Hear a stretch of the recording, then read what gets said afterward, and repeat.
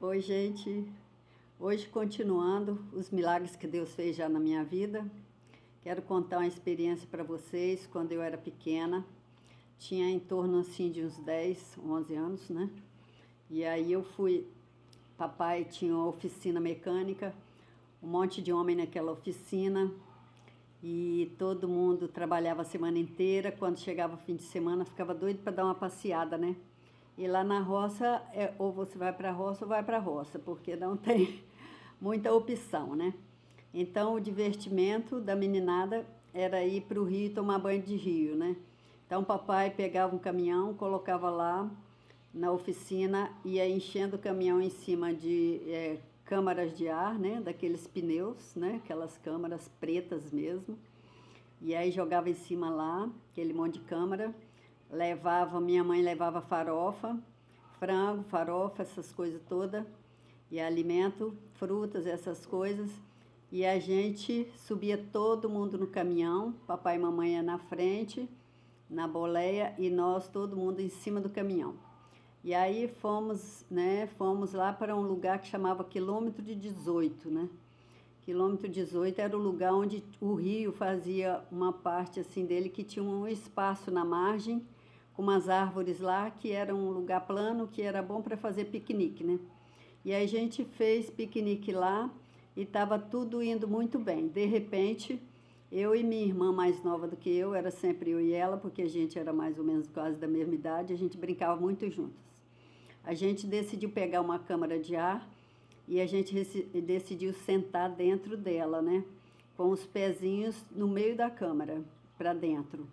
E aí a gente foi sentadinha na câmara, já na margem do rio, só que a gente esqueceu que o rio andava, né?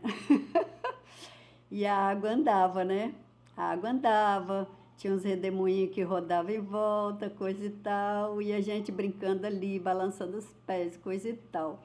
Num determinado momento eu falei, nossa, Terezinha, já pensou se a gente cai aqui, se essa boia tomba? Ela, não tomba nada. Aí começamos a mexer com os pés lá assim, brincando, brincando, a câmera tombou. Tombou e nós ficamos de cabeça para baixo, né? Olhando o fundo do rio em vez de olhar o céu azul, né?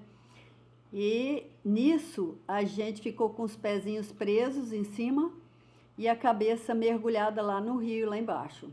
E o pessoal na margem lá, cada um fazendo o que tinha que fazer lá, que gostava de fazer. E aí a gente começou, claro, a ficar sem respirar, doido para subir para pegar um ar, né? E fomos chutando a boia. Nick, quando a boia foi parar lá no Alasca, né? A boia sumiu da frente da gente, a gente voltou e cadê boia? O rio já tinha andado e a gente já estava no fundo. O que aconteceu? Minha irmã, muito mais esperta do que eu, conseguiu nadar para lá e para cá, para lá e para cá, para lá e para cá, e conseguiu chegar até a margem. Já eu, que era mais boba, era maior, mas era mais boba, mais pateta, eu peguei e fiquei nadando, nadando também igual uma idiota, não tinha aprendido natação nem nada, nadava do jeito que eu podia. E aí nadei, nadei, nadei e não aguentava e não saía do lugar. E aí eu pegava e como eu ficava sem ar, gritando socorro, eu afundava. Eu afundava, ia lá no fundo do rio, um sufoco danado, voltava correndo para a superfície e colocando a minha mão para cima, já doida para chegar, para respirar. Quando eu chegava a respirar, eu gritava socorro, o ar acabava e eu voltava de novo lá para o fundo do rio. E essa situação foi se prolongando, se prolongando. E eu subindo e descendo, subindo e descendo. Numa dessas vezes que eu subi, eu olhei e as pessoas parecia que não estavam tentando me tirar lá de dentro, não. Aquilo foi me dando maior sufoco. E aí eu peguei e pensei, meu Deus do céu. Chegou um ponto que eu estava sem ar, não aguentava nem gritar mais socorro na hora que eu subia. Eu só subia para tentar respirar e afundava. E aquilo o rio foi andando e foi me levando, sabe? Que coisa terrível. Não gosto nem de lembrar muito disso, porque foi um sufoco muito grande você ficar fora sem ar, né? E aí, quando chegou num ponto que eu falei assim, meu Deus do céu, ninguém vai me buscar aqui, eu já estou no fim da minha vida aqui e ninguém vai me salvar. E aí eu pensei, meu Deus, como agora que eu vou saber como que é morrer? E aquilo passava tudo na minha cabeça, mas era tudo assim muito rápido. E de repente foi passando um filme assim na frente da minha visão, assim. Foi passando um filme desde quando eu era bebezinho, nenenzinho, e fui crescendo. Eu fui ficando, já não sei nem se eu estava mais respirando ali naquela situação, não sei se eu estava respirando, se eu estava vendo. Eu sei que vendo, eu estava vendo o filme passando. E eu pensando, nossa, é o meu fim mesmo, porque eu estava vendo a minha vida toda passando ali, né? E aquilo foi me dando um tormento, aquele negócio, e eu não consegui parar de ver o filme da minha vida. E aí, de repente, alguém gritou, eu saí daquele negócio e aí vi que jogaram uma boia para mim de novo. Gente, eu agarrei na boia, nem sei como que eu agarrei naquela boia. Eu coloquei as mãos assim por dentro da boia, do buraco de dentro, e coloquei os pés virando os dedos assim, ó, para cima, assim, ó. Os dedos dos pés, não é? E os dedos dos pés firmaram o outro lado assim, e eu fui com aquela coisa muito difícil ali, tentando ir para lá, pro raso, mas o rio levava contrário.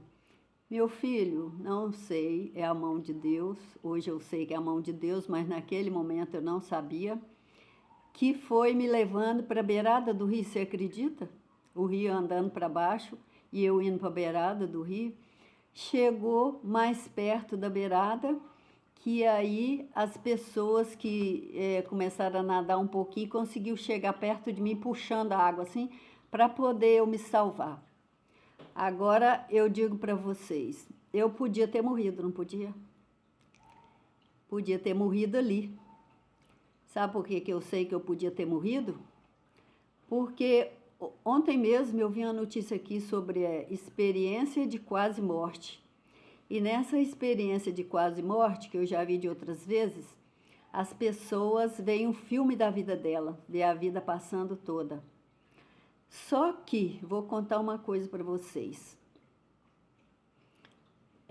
Essa experiência quase morte, em inglês é chamado de aware, né?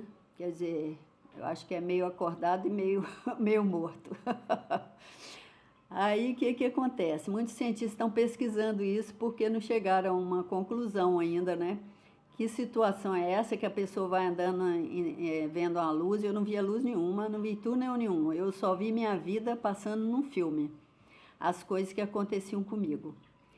E aconteceram comigo na minha vida, até aqueles poucos anos de vida. Mas os cientistas não descobriram ainda como que é para não chegar a um consenso, mas a situação é que muita gente vê muita coisa depois que morre. Mas a situação minha é diferente, porque eu não via de cima o meu corpo, igual as pessoas falam que veem. Eu não ouvi ninguém conversando perto de mim, não ouvi.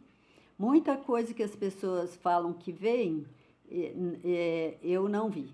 Eu só vi o filme da minha vida e senti que eu estava à beira da morte ali. Aí eu digo para vocês, o que a Bíblia diz a esse respeito, né?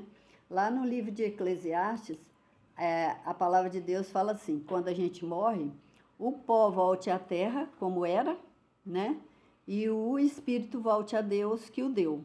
Então, eu sei que eu sou pó, meu pó vai voltar para a terra, e meu espírito, que é o fôlego de vida, né, volta para Deus. Agora, é Eclesiastes 12, 7, se vocês quiserem olhar depois. E aqui fala que a gente...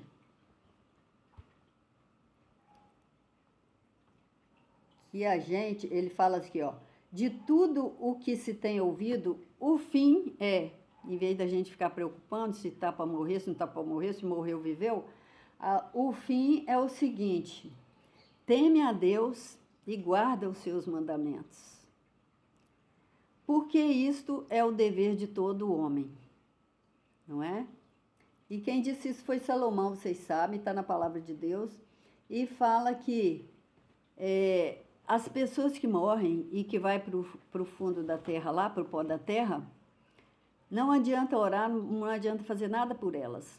O que elas fizeram, está selada já a vida delas, tudo que elas fizeram já foi computado no livro lá da vida deles, que está com Deus, e lá já está registrado todos os nossos atos.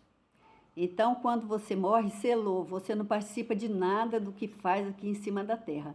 Então, não adianta você orar por pessoas que estão mortas, já estão mortas. Não adianta você acender vela para as pessoas que estão mortas. Não adianta você ficar chorando por essas pessoas que estão mortas, porque o destino delas está selado. Antes de ontem morreu meu concunhado. E eu até pedi para o pastor ir lá ficar com ele. Ele estava à beira da morte. Ele teve câncer, ele decidiu não cuidar do câncer. E não sei porquê, Deus é que julga todas as pessoas.